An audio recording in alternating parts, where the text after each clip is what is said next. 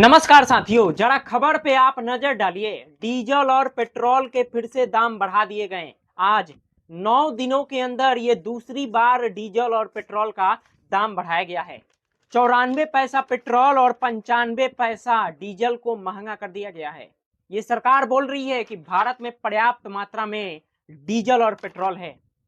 कई कई राज्यों से ऐसा ऐसा तस्वीर सामने आ रहा है साथियों कि लोग मार तक कर रहे हैं डीजल पेट्रोल के लिए। लंबी लंबी कतार में खड़े हैं, कहीं तो मिल ही नहीं रहा है, कई पेट्रोल पंप के पास खत्म हो गया है डीजल और पेट्रोल। सरकार बोल रही है कि पर्याप्त मात्रा में है, लेकिन महंगाई मैन, आपने नाम सुना है महंगाई मैन मोदी जी का, जो खुद देश के लोगों से अपील किए थे कि आप लोग डीजल पेट्रोल को कम यूज कीजिए, सोना मत खरीदिए, विदेश घूमने मत जाइए। लेकिन वो सारा काम प्रधानमंत्री कर रहे हैं। प्रधानमंत्री के बड़े बड़े मंत्री दिखाने के लिए, कोई ट्रेन में सफर कर रहा है, कोई एक ही गाड़ी में सफर कर रहा है, लेकिन उसके पीछे लंबा लंबा काफिला चल रहा है। तो आप सोच सकते हैं कि डीजल और पेट्रोल किस तरह से इस देश में बचाया जा रहा है। हालांकि बिहार से भी एक बहुत बड़ी खबर आई है। खबर यह है साथियों बिहार से कि बिहार के जो नए नए मुख्यमंत्री हैं सम्राट चौधरी, ये बोल रहे हैं, पटना में एआई समिट का एक कार्यक्रम हो रहा था छोटा सा, उसमें ये बोल रहे हैं कि पूरे बिहार के लोगों को पता है कि हरा गमछा वाला ही बदमाश है, अपराधी है।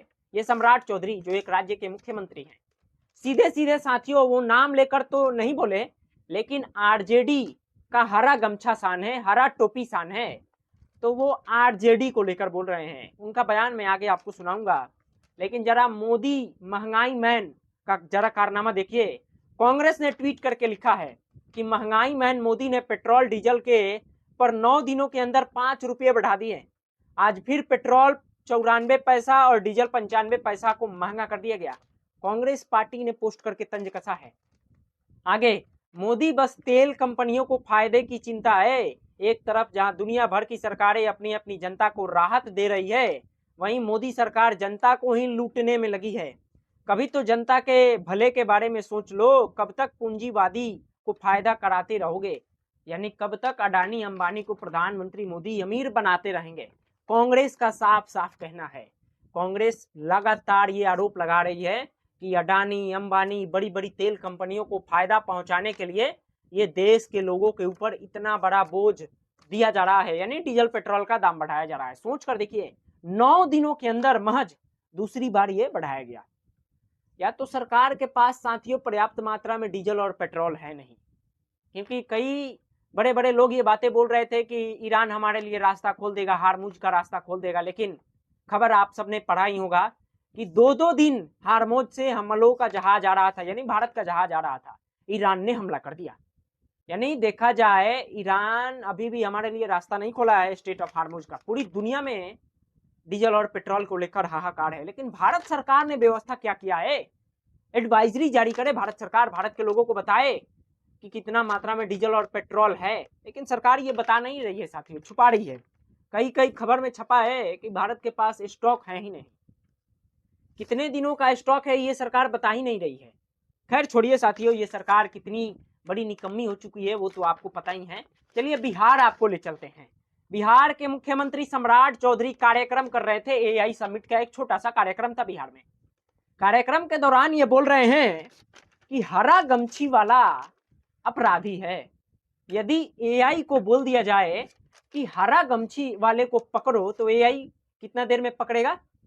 पटना में 4,000 से ज्यादा सीसीटीवी कैमरा लगा है और सारा एआई से मॉनिटरिंग किया जाता है। और हरा गमछे वाले को पकड़ने के लिए बोला जाएगा तो एआई 2 मिनट में बोल देगा। ये सम्राट चौधरी का कहना है। सम्राट चौधरी बोल रहे हैं कि हम अपराधियों का जाति नहीं देखते हैं, लेकिन बिहार में एक खास वर्ग, खास समुदाय, खास जाति को टारगेट किया जा रहा है साथियों। ये मुझे कहने में कोई डर और नहीं लग रहा है, टारगेट किया जा रहा है। आप उत्तर प्रदेश चले जाइएगा ना, उत्तर प्रदेश में भी यादवों को, ओबीसी समाज के लोगों को लगातार एनकाउंटर होता है। कोई ओबीसी समाज का व्यक्ति का मर्डर हो जाए, जो आरोपी होगा उसके टांग में गोली नहीं मारी जाएगी।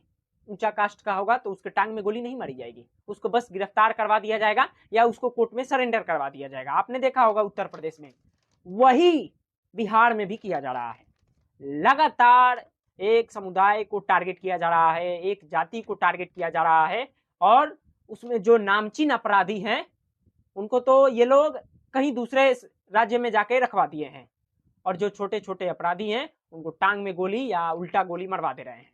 लेकिन मेरा ये सवाल है सरकार से, बिहार में एक ही जाति के लोग अपराधी हैं और सारे जाति के अपराधी हैं, उनके ऊपर कोई नकेल नहीं कसा जाता है। क्यों? क्योंकि उनको सरकार का संरक्षण है, वो संरक्षण के द्वारा चल रहे हैं, सरकार का उन पर हाथ है। और वही आरजेडी सरकार से बाहर है, तो आरजेडी के इतने छोटे छोटे गुंडे हैं, मवाली हैं, सरकार ठुकवा रही है। बाकी साथियों, आरजेडी की प्रवक्ता है कंचना यादव, नाम आपने सुना होगा।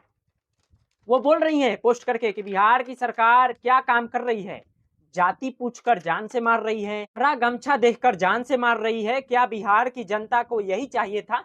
मतलब आरजेडी की प्रवक्ता है कंचना यादव, वो पूछ रही हैं कि हरा गमछी से यदि आपको इतना ही दिक्कत है तो सबका एनकाउंटर करवा दीजिए, उनका यही कहना है।